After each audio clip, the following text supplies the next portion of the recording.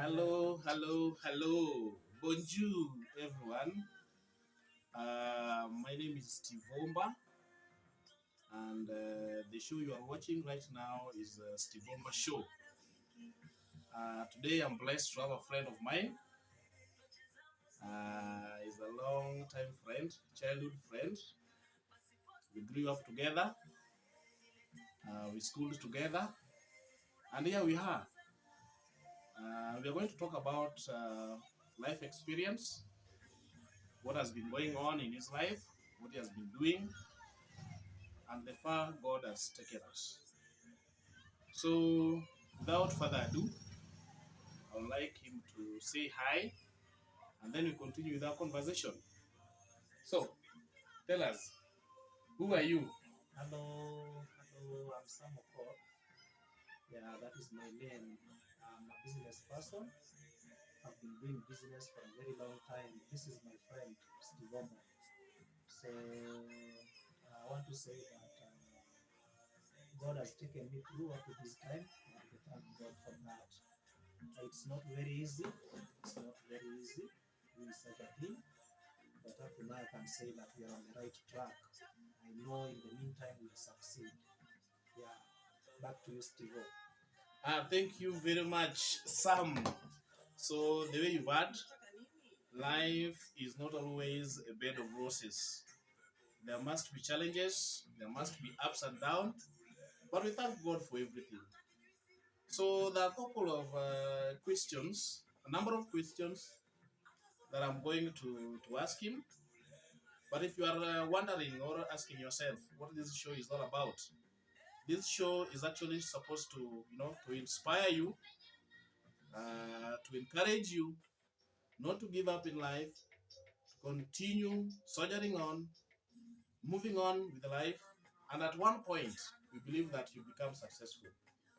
So I'm going to ask him some questions uh, about intermarriages. Yeah, intermarriages, because this is something I've been wanting to ask for a long time. As you know, in Kenya, we have so many tribes, more than 42 tribes. And every tribe, you find that they have a specific culture. And they will always advocate that if you want to marry, basically you should marry from their what? From their tribe. I don't know what your opinion is, but I would like to hear from you. So you can drop a comment, you can share, you can like, and if you've not subscribed, you can as well do so. So I'm going to ask Sam about intermarriages. What do you think? What do you think about intermarriages? Marrying from one another tribe. For example, maybe you're a Luo getting married to a Kikuyu lady, or maybe you're a Kikuyu man getting married to a Luo girl, or maybe you're a Kisi man and you decided to marry from Luo land. Huh? How do you take it? Do you think it's something possible? Or maybe if you've tried, you can drop a comment and see. So Sam, let me ask you. Sam, are you married? Let me. Are you married, Sam? Yes, I'm married. That's wonderful. That's wonderful. So I want you to be honest here. Yes. Do you think it is good to marry from another tribe? Yeah, honestly speaking, I would like to admit that it's not bad to marry from another tribe. So it depends with the myth which different people are holding. Somebody may say that if you are a Luo, you are only supposed to marry a Luo lady. If you are a Kikuyu, you are supposed to marry a Kikuyu lady. Or if you are a Kisii, you are supposed to marry a Kisii lady. I would like to say that it depends with the agreement between you and the lady and the family in general. I can say that it's not bad to marry from another tribe. There are so many people who have married from other tribes. I have so many friends who are Luos and they are not married to Luo ladies. Like for my case, I'm a Luo, but I'm married to a Luo lady, which is not bad. So it depends with the agreement which we had between me and her and their family. And so I'm seeing that as something which is good. It is not bad to marry from another tribe. By the way, marrying from another tribe may make you know so many things. I think what people normally fear is that the culture from the girl's family, or maybe the culture from the man's family, that is something which may discourage, or something which may encourage a man or a lady to get married to another culture. Thank you. Back to you, Mr. Steve. Thank you so much, Sam. You've said marrying from another tribe is not a bad thing, it's a good thing. But you specifically, you're saying you did not marry from another tribe, you got married to a Luo lady, which is fine and fantastic. But when it comes to culture, every tribe, they have their own culture. For example, Luos, they have their own culture. Kikuyus, they have theirs.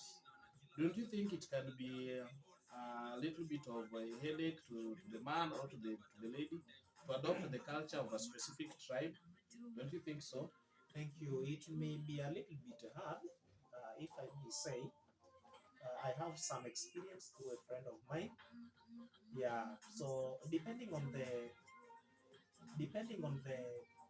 culture which you are marrying from, it may be a little bit of a challenge.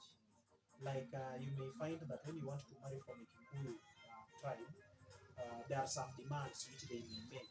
And this one is basically depending on the level of education of the lady you want to marry. Like I hear that for the Kikuyu culture, if you want to marry their daughter, assuming that the daughter is learned, the daughter has gone to the university, there is an amount of money which you are supposed to give them in terms of the, how do we call it? Is it a dowry? Yeah, in terms of dowry. Yeah, there is an amount which you are supposed to give, and there is a given number of animals which you are supposed to take to that family. So maybe with our Luo culture, it may be a little bit different. You may find that if you are marrying a Luo or a lady from a Luo culture, you may just be told to bring maybe some 3 cows or 5 cows. And for the case of money, they don't always specify on the amount of money you are supposed to pay. But that will also depend with the culture you are marrying from, and also the members of that family.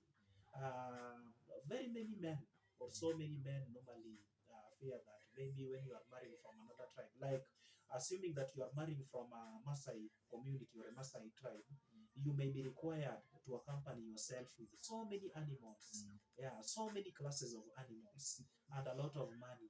And apart from that, if you are marrying a Maasai who is learned, who has gone to the university, you will be required to organize for a wedding.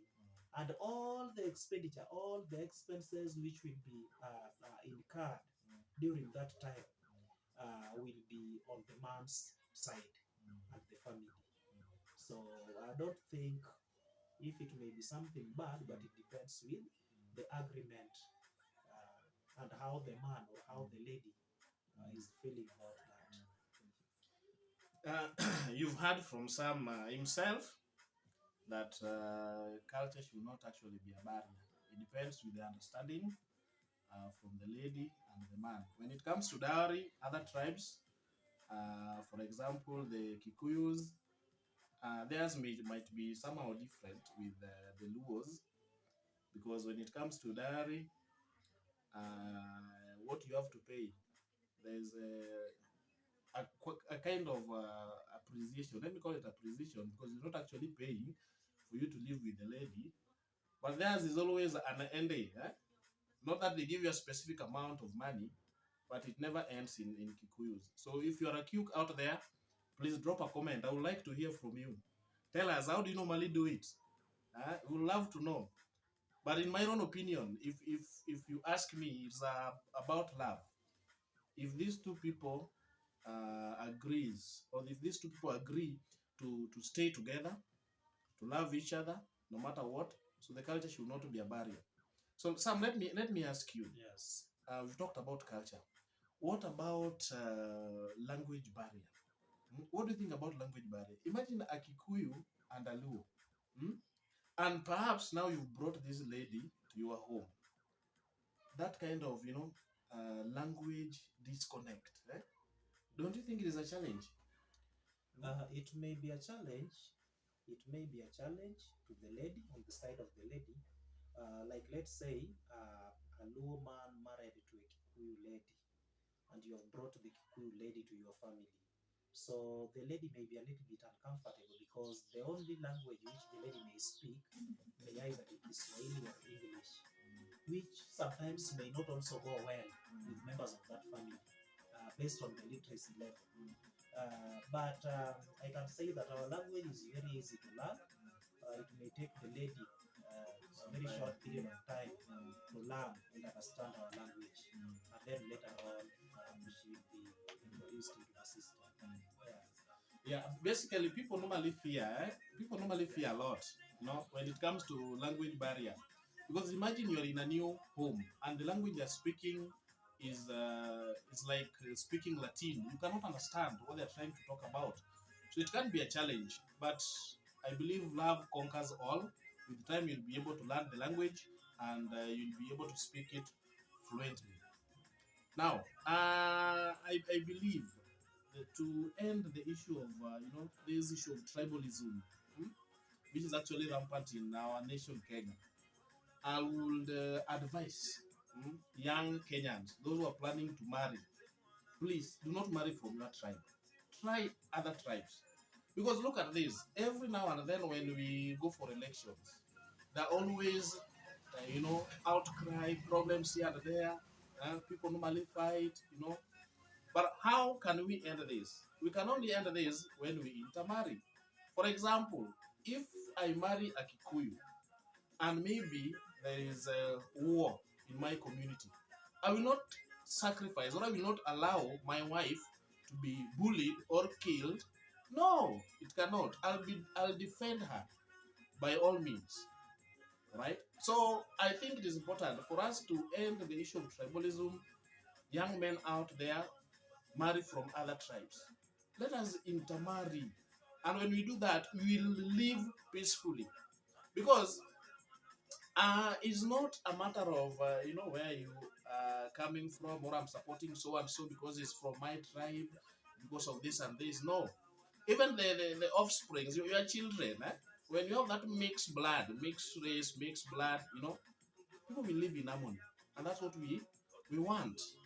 So go out there, look for a lady from other tribe and mingle. Yes, let's get to know each other. So do not stick to your your community. Or what do you think, sir? We try somewhere else, isn't it? Yeah, we can try Yes, somewhere else. yes, we can try somewhere else. So without further ado, I would like to tell you that there's something special coming up. I'll be going to several counties in Kenya. By the way, you all know we have 47 what? 47 counties. So I'll be going to those counties, having an interview with people, trying to find out what they think, you know, about marrying from the other tribe. What is their opinion? What is their take? And basically, with those counties, I will also see the level of development, where they are, where they have reached, right? So watch out for our next episode. So as we wind up, do not forget to subscribe, to like, share, and of course that notification bell. Make sure you press it. Chonjo. Wengine kumaliza. Hapana. It's not recorded.